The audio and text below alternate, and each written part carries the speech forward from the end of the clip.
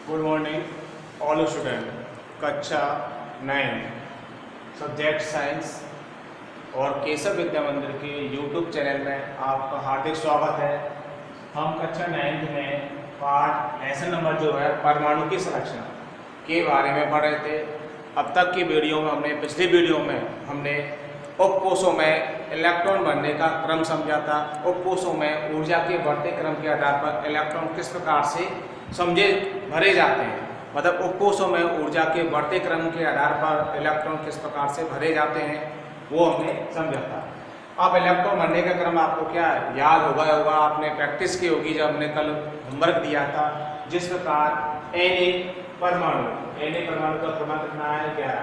अब इलेक्ट्रॉन विन्यास भरने के लिए हमें तत्व का या परमाणु का इलेक्ट्रॉनिक नंबर जो परमाणु क्रमांक होता है वो याद होना आवश्यक है। अब उपकोष होते हैं 4 S P D F। S उपकोष में 2 इलेक्ट्रॉन भरे जाते हैं, P में 6 भरे जाएंगे और D में 10 भरे जाते हैं और F में 14। अब चाहे S किसी उपकोष का भी हो, वह 2 का हो, 3 का हो, 4 का हो या 5 का या किसी 6-7 का हो, तो S की कैपेसिटी इलेक्ट्रॉन भरने की होती है 2 की, उसमें 2 से ज़्यादा इलेक्ट्रॉन नहीं भर सकते हैं। और P में 6 इलेक्ट्रॉन से ज़्यादा नहीं भर सकते हैं। उसके बाद D में 10 और F में 14 से ज़्यादा इलेक्ट्रॉन नहीं भर सकते हैं। तो इलेक्ट्रॉन बनने के लिए क्या है, हमें परमाणु क्रमांक की क्या आवश्यकता होती है। जब S कक्षक में इलेक्ट्रॉन भर जाता है तो अगला इलेक्ट्रॉन किसमें जाएगा, P में जाएगा। जब P की पूरी कैपेसिटी हो जाएगी तो अगला D में जाएगा, फिर इस प्रकार F में जाता है। तो जैसे कि ये सोडियम परमाणु है, इसका परमाणु क्रमांक कितना होता है 11 होता है। अब इनको अपन को क्या इलेक्ट्रॉन भरने होते हैं इसमें। अब कोष का तरफ देखें तो पहले में कोष में 2 आएगा, K में L में कितना आएगा 8 आएगा, तीसरे में 1। ये तो कोष के का हुआ मतलब हुआ कोष के बारे में। अब है कोषों में इलेक्ट्रॉन भरे जाते हैं तो 1s2 2s2 2p6, तो यहाँ तक कितने हो गए 2 और 8 10 हो गए। ये आपका पहला कोष होगा K, ये आपका दूसरा कोष L और अगला इलेक्ट्रॉन किसमें जाएगा N कोष में जाएगा, अर्थात 3s1 में जाएगा। तो इसके बाइटम कोष में इलेक्ट्रॉन कितने हैं, सोडियम के में 1 है, तो इसकी संख्या क्या हुई +1 हुई। तो इस प्रकार से इनमें इलेक्ट्रॉन भरने का क्रम होता है। तो हमने इलेक्ट्रॉन भरने का क्रम आपको SW में दिया था, वो आपने किया होगा। जो भी समस्या हो उसको फोन के माध्यम से पूछ सकते हैं। ठीक, अब है आज की वीडियो में अपना टॉपिक आता है परमाणु की संरचना के मॉडल, मतलब टॉपिक है अपना परमाणु की संरचना के मॉडल। ठीक, अब विभिन्न परमाणु संरचना के संबंधित मॉडलों के बारे में अपन पढ़ेंगे कि भिन्न वैज्ञानिकों ने अपना मॉडल प्रस्तुत किया। अब यह मॉडल क्या है, आपका टॉपिक है परमाणु संरचना के मॉडल। परमाणु संरचना के मॉडल, परमाणु संरचना के मॉडल, परमाणु संरचना के मॉडल कौन कौन से हैं। तो इसमें परमाणु संरचना के मॉडल में आपका पहला मॉडल आता है जे थॉम्सन का परमाणु मॉडल। जे थॉम्सन का परमाणु मॉडल क्या कहता है, जे थॉम्सन का परमाणु मॉडल। ठीक, अब जे थॉम्सन का परमाणु मॉडल हमें क्या प्रदर्शित करता है उसके बारे में समझते हैं। परमाणु मॉडल मतलब इलेक्ट्रॉन व प्रोटॉन की खोज हो जाने के बाद में, इलेक्ट्रॉन व प्रोटॉन की खोज हो जाने के बाद में, इलेक्ट्रॉन व प्रोटॉन की खोज हो जाने के बाद में इनके अंदर इलेक्ट्रॉन की व्यवस्था, मतलब इलेक्ट्रॉन व प्रोटॉन की खोज हो जाने के बाद में थॉम्सन ने परमाणु की व्यवस्था को समझाने के लिए, मतलब इलेक्ट्रॉन व प्रोटॉन की खोज हो जाने के बाद में जे थॉम्सन ने परमाणु के भीतर उनकी व्यवस्था को समझाने के लिए एक मॉडल प्रस्तुत किया जिसे बोलते हैं जे थॉम्सन का परमाणु मॉडल। मतलब इलेक्ट्रॉन प्रोटॉन किस प्रकार से भरे जाएंगे, इलेक्ट्रॉन प्रोटॉन की संरचना को समझाने के लिए उसने क्या एक मॉडल प्रस्तुत किया जिसको जे थॉम्सन का परमाणु मॉडल कहते हैं। जिसके अनुसार धनावेश एक पूरे गोले में फैला हुआ होता है। जिसके अनुसार क्या होता है, जिसके अनुसार धनावेश एक पूरे गोले में, जिसका धनावेश एक पूरे गोले में क्या फैला हुआ होता है। मतलब जो संपूर्ण जो धनावेश होता है वह एक पूरे गोले के रूप में फैला हुआ रहता है। मतलब संपूर्ण धनावेश एक गोले के रूप में फैला हुआ रहता है। तो इलेक्ट्रॉन या प्रोटॉन की खोज हो जाने के बाद में परमाणु के भीतर की व्यवस्था को समझाने के लिए उसने अपना एक मॉडल किया और कहा कि जिसके अनुसार धनावेश एक पूरे परमाणु गोले में फैला हुआ होता है और जिसकी त्रिज्या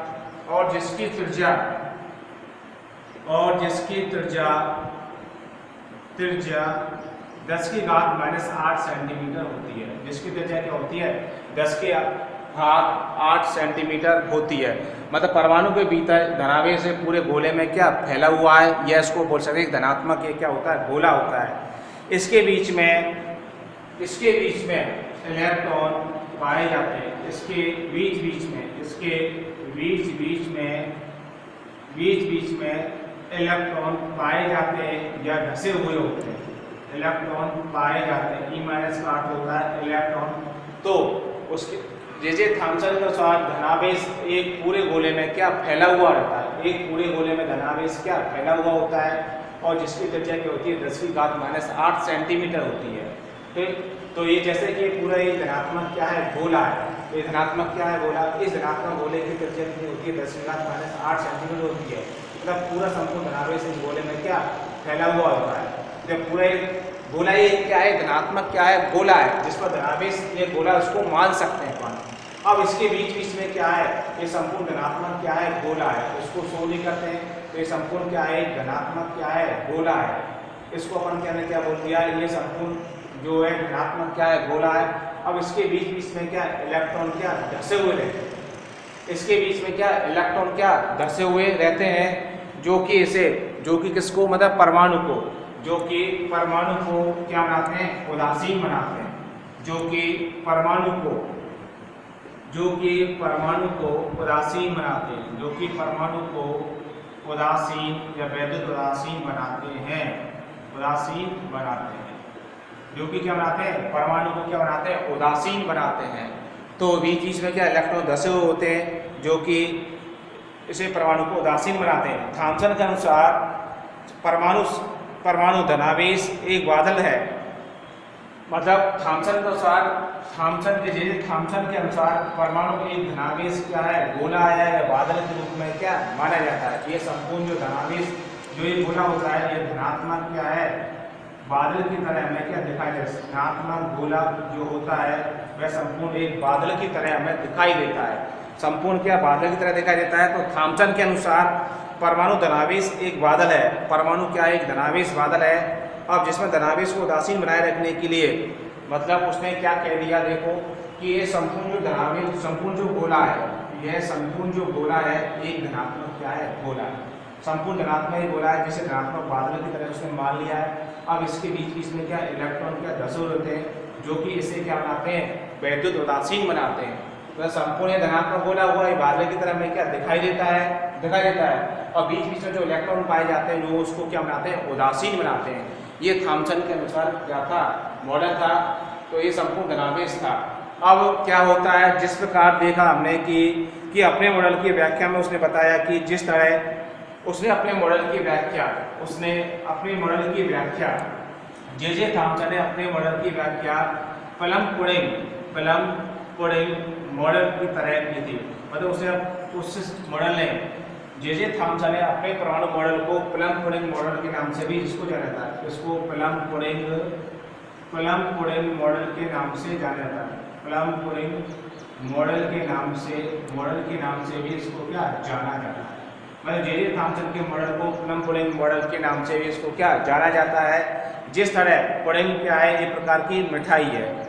पुडिंग क्या है? जिसमें पुडिंग जो है वह एक प्रकार की क्या है? एक प्रकार की क्या होती है? मिठाई होती है। पुडिंग क्या होती है? एक प्रकार की मिठाई है। और प्लम क्या है? एक प्रकार का क्या है? फल है। तो जे थॉम्सन के परमाणु मॉडल को अपन प्लम पुडिंग मॉडल की संज्ञा देते हैं, उपमा देते हैं।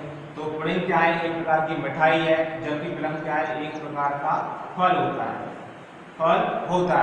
तो उसको प्लम पुडिंग मॉडल के नाम से इसको क्या जाना जाता है। तो इसमें पुडिंग एक प्रकार की क्या होती है? मिठाई होती है। पुडिंग क्या होती है? एक प्रकार की क्या होती है? मिठाई होती है। पुडिंग क्या है? एक प्रकार की क्या है?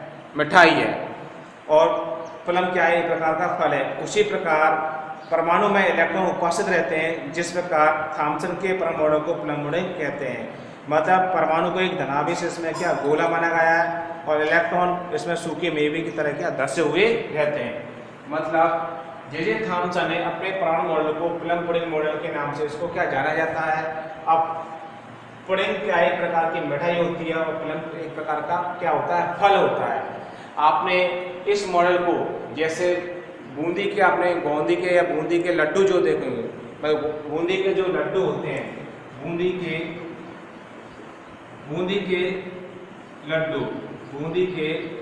लड्डू, अब बूंदी के जिस प्रकार से लड्डू, ये क्या है, बूंदी का क्या है, लड्डू है। ये बूंदी का क्या है, आपका लड्डू है, ठीक। और ये बूंदी का जो लड्डू होता है उसमें जो सूखी मेवे व किशमिश की तरह ये पूरा बूंदी का लड्डू एक क्या है, धनात्मक क्या है, गोला है। धनात्मक क्या है, एक गोला है।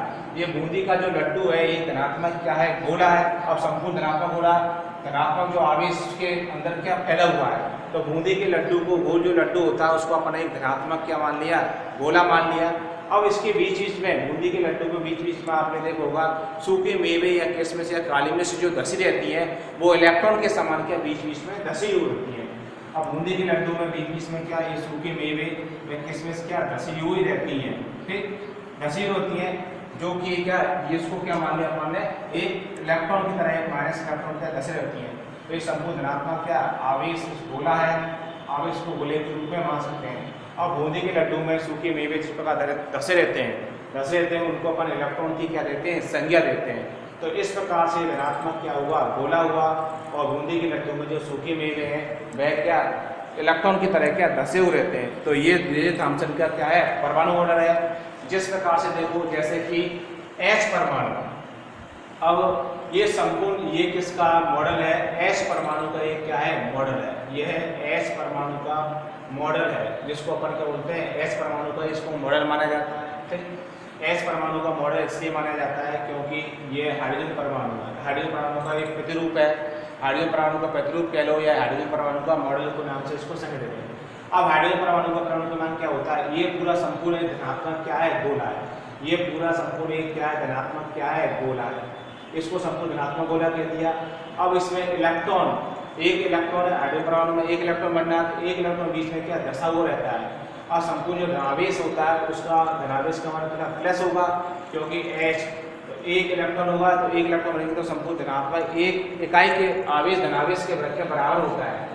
तो H जो परमाणु है वह संपूर्ण H परमाणु संपूर्ण H पर एक इकाई धनावेश है। मतलब इस H परमाणु हाइड्रोजन परमाणु में एक इकाई क्या है, धनावेश माना जाता है। एक धनात्मक गोला को एक इकाई आवेश माना जाता है। अब धनावेश बादल के मध्य में इलेक्ट्रॉन के रूप में क्या पाए जाते हैं। अब संपूर्ण धनात्मक क्या इकाई आवेश धनावेश है, इसके मध्य में एक जो इलेक्ट्रॉन होता है वो क्या पाया जाता है, धसा हुआ रहता है। इसी प्रकार ये हीलियम परमाणु का परमाणु प्रतिरूप है। अब इसमें ये संपूर्ण धनात्मक गोला किसका है, हीलियम परमाणु का है। अब इसमें दो धनावेश, तो इसका धनात्मक आवेश कितना होगा, 2 होगा। हाइड्रोजन का कितना हुआ, 1 हुआ। तो हाइड्रोजन परमाणु का धनात्मक आवेश 1 हुआ। इसी प्रकार हीलियम परमाणु का धनात्मक आवेश क्या हुआ, संपूर्ण गोले पर धनात्मक आवेश कितना हुआ है, +2। अब इसमें दो इलेक्ट्रॉन धनावेश के मध्य में क्या धसे हुए रहते हैं। 2 इलेक्ट्रॉन धनावेश के मध्य में क्या धसे हुए रहते हैं। 2 इलेक्ट्रॉन के धनावेश के मध्य में क्या धसे हुए रहते हैं। अब तीसरा देखते हैं हम लिथियम परमाणु का, देखते हैं किस प्रकार से होता है। ये आपका लिथियम परमाणु का प्रतिरूप परमाणु मॉडल है। तो कोई आए, ये आपका लिथियम परमाणु। अब इसमें क्या है, संपूर्ण धनावेश धनात्मक गोला माना गया है इस गोले को। मतलब जे थॉम्सन के परमाणु जो मॉडल होता है उसे गोले को धनात्मक आवेश का गोला क्या माना जाता है। तो इस पर कितना धनावेश होगा, +3 होगा। और संपूर्ण धनावेश को अपना +3 इकाई के रूप में मान लिया। अब इसमें जो इलेक्ट्रॉन कितने धसे हुए होंगे, 3 इलेक्ट्रॉन इसमें क्या धसे हुए रहते हैं। विभिन्न स्थानों पर 3 इलेक्ट्रॉन क्या धसे होते हैं। संपूर्ण बादल की तरह के इलेक्ट्रॉन इसमें के बीच में, ये संपूर्ण एक बादल की तरह धनावेश है। संपूर्ण बादल की तरह इसको क्या धनावेश माना जाता है, जिसमें इलेक्ट्रॉन क्या बीच में धसे हुए रहते हैं। तो इस प्रकार ये लिथियम परमाणु का क्या हुआ, परमाणु प्रतिरूप हुआ। परमाणु प्रतिरूप को भी क्या बोलते हैं, मॉडल बोलते हैं, ठीक। अब बात आती है ये जे थॉम्सन का क्या है, परमाणु मॉडल है। अब जे थॉम्सन का परमाणु जो मॉडल होता है वह जे थॉमसन ने इसको इस प्रकार से व्याख्या की है कि जे थॉमसन का परमाणु मॉडल की हम व्याख्या देखते हैं, जे थॉमसन का परमाणु मॉडल। अब उसके अनुसार क्या होता है, जे थॉमसन का परमाणु मॉडल प्रतिरूप कैसा होता है। जे थॉमसन के अनुसार परमाणु मॉडल का प्रतिरूप क्या है, उसके मुख्य बिंदु क्या है। जे थॉमसन परमाणु मॉडल की संख्या हमने एक पुडिंग मॉडल के रूप में इसको दे दी। तो पुडिंग क्या एक प्रकार की क्या मिठाई होती है और प्लम के प्रकार का क्या फल होता है। जैसे बूंदी के लड्डू में आपने देखा होगा, संपूर्ण जो बूंदी का लड्डू होता है वह धनात्मक गोले के बराबर होता है, उसमें जो सूखे मेवे वह इलेक्ट्रॉन की तरह धसे हुए रहते हैं। अब प्लम पुडिंग मॉडल के बाद में जे थॉमसन परमाणु के मुख्य बिंदु क्या है। जे थॉमसन के अनुसार ये संपूर्ण जो गोला है इसको अपन ने क्या कह दिया, धनात्मक गोला कह दिया। क्या बोल दिया, धनात्मक गोला। ये संपूर्ण क्या है, धनात्मक गोला है। ठीक, अब इसमें बीच बीच में क्या इलेक्ट्रॉन क्या धसे हुए रहते हैं। ठीक, ये क्या है, इलेक्ट्रॉन बीच बीच में क्या पाए जाते हैं। तो ये जे थॉमसन का परमाणु प्रतिरूप का मॉडल का चित्र है, जिसमें धनात्मक गोला और इलेक्ट्रॉन बीच में क्या धसे हुए रहते हैं। ये जे थॉमसन का क्या है परमाणु मॉडल, इसको क्या बोलते हैं, जे थॉमसन का, जे थॉमसन थॉमसन का परमाणु model, atom model. J Thomson का परमाणु मॉडल इसको कहा जाता है। अब बात रही है जे थॉमसन परमाणु मॉडल के मुख्य बिंदु क्या क्या है, मतलब मुख्य अवधारणा है जो आपको ये याद करनी है, लेकिन मुख्य बिंदु क्या है। जे थॉमसन अनुसार मुख्य बिंदु क्या है। तो पहला मुख्य बिंदु है जे थॉमसन अनुसार परमाणु धनावेशित गोला है। परमाणु धनावेशित गोले का बना हुआ रहता है। परमाणु धनावेशित गोले का, परमाणु धनावेशित गोले का बना हुआ होता है। मतलब परमाणु क्या है, एक धनावेशित गोले का बना हुआ भाग होता है। परमाणु क्या होता है, एक धनावेशित गोले का बना हुआ भाग होता है, जिसमें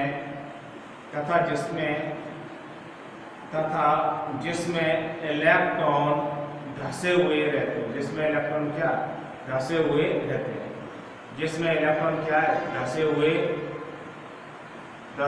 रहते हैं।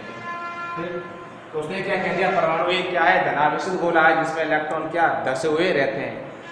ऋणात्मक और धनात्मक आवेश परिमाण में समान होने के कारण। दूसरा है ऋणात्मक व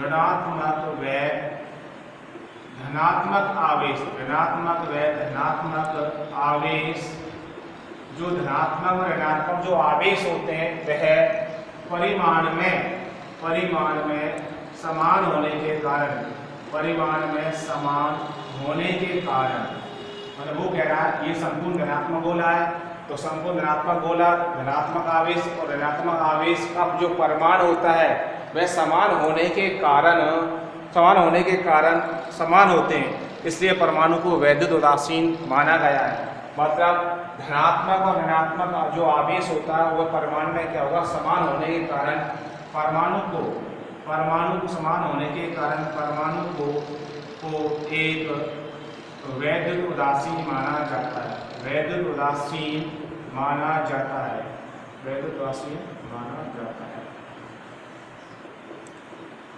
मतलब परमाणु में धनात्मक ऋणात्मक आवेश क्या, ऋणात्मक जो आवेश होता है वो परमाणु में समान होने के कारण इसको क्या माना जाता है, वैद्युत उदासीन माना जाता है। अब वैद्युत उदासीन क्यों माना जाता है, क्योंकि दोनों में जो धनात्मक ऋणात्मक जो आवेश होते हैं वह क्या हो जाते हैं, आपस में एक दूसरे से क्या हो जाते हैं, संतुलित हो जाते हैं। धनात्मक ऋणात्मक जो आवेश होते हैं वह एक दूसरे से क्या हो जाते हैं, संतुलित हो जाते हैं, इसलिए परमाणु को एक वैद्युत उदासीन क्या माना गया है, कण माना गया है। ठीक, तो इस प्रकार जे थॉमसन के अनुसार परमाणु मॉडल की क्या हुई, व्याख्या हुई, जिसके अनुसार इसको क्या वैद्युत धनात्मक आवेश माना जाता है। अब जे थॉमसन के मुख्य बिंदु यही है कि परमाणु मॉडल एक धनावेशित क्या होता है, गोला होता है जिसमें इलेक्ट्रॉन क्या धसे हुए रहते हैं, और धनात्मक ऋणात्मक आवेश आपस में क्या परमाणु में क्या समान होंगे तो वे एक दूसरे से क्या हो जाते हैं, संतुलित हो जाते हैं। और जब एक दूसरे से वो संतुलित हो जाएंगे तो इसलिए परमाणु को एक वैद्युत उदासीन क्या कण माना जाता है। वैद्युत उदासीन मतलब एक दूसरे से वो संतुलित हो गए, इसलिए उसको क्या बना देते हैं, उदासीन बना देते हैं। तो इस प्रकार ये जे जे थॉम्सन के परम मॉडल की क्या हुई, व्याख्या हुई। अब जब जे जे थॉम्सन के परम मॉडल की व्याख्या पूछी जाती है तो आपको उसमें क्या एक दो मुख्य बिंदु लिखने होते हैं और चित्र आपको बनाना होता है और व्याख्या कर देनी होती है। तो आज की वीडियो में परमाणु संरचना के मॉडल में पहला मॉडल पढ़ा है जे जे थॉम्सन का परम मॉडल। अब कुछ ना कुछ क्या वैज्ञानिकों की अवधारणा है, उसमें जो मुख्य बिंदु हैं वो आगे जाके क्या वो सफल नहीं हो पाते, इस कारण से मॉडल क्या हो गया, बाद में फेल हो गया। फिर इसके बाद में इलेक्ट्रॉन की व्यवस्था को समझाने के लिए मतलब इसके अंदर परमाणु मॉडल की इसमें कमियां भी साथ साथ चलती है। जैसे मुख्य बिंदु होते हैं तो कमियां क्या हुई इसकी, जे जे थॉम्सन अपने परमाणु मॉडल, जे जे थॉम्सन का जो परमाणु मॉडल है वह परमाणु के भीतर इलेक्ट्रॉन की व्यवस्था को समझाने में क्या सफल नहीं हो पाए। मतलब इलेक्ट्रॉन किस प्रकार से इसमें धसे हुए रहते हैं, उनके किस प्रकार से इसमें भरे जाएंगे, तो उसकी कमी को यह क्या पूरा नहीं कर पाए, इस कारण से नियम क्या फेल हो गया। उसके बाद में दूसरा मॉडल आएगा जो कि रदरफोर्ड का क्या है, परमाणु मॉडल कहलाता है। और रदरफोर्ड के परमाणु मॉडल की व्याख्या को हम क्या कल की वीडियो में पढ़ेंगे। आज हमने जे जे थॉम्सन के परमाणु मॉडल की क्या व्याख्या की, उसके मुख्य बिंदु देखे और चित्र देखे, कमियां देखी। यह इलेक्ट्रॉन की व्यवस्था को समझाने में सफल नहीं हुआ, इस कारण से मॉडल क्या हुआ, फेल हो गया। ठीक, और जे जे थॉम्सन के परमाणु मॉडल के रूप में आपको चित्र जरूर क्या अवश्य मानना है। ये ध्यान पूरा आवेश इलेक्ट्रॉन के बीच बीच में धसे हुए रहते हैं। तो आपका पहला मॉडल जे जे थॉम्सन का परमाणु मॉडल है, उसको क्या आपको याद करना है। आप केशव विद्या मंदिर के यूट्यूब चैनल पर जिसने अब तक उसको सब्सक्राइब नहीं किया उसको सब्सक्राइब करें, देखें और वीडियो को लाइक करें। Thank you.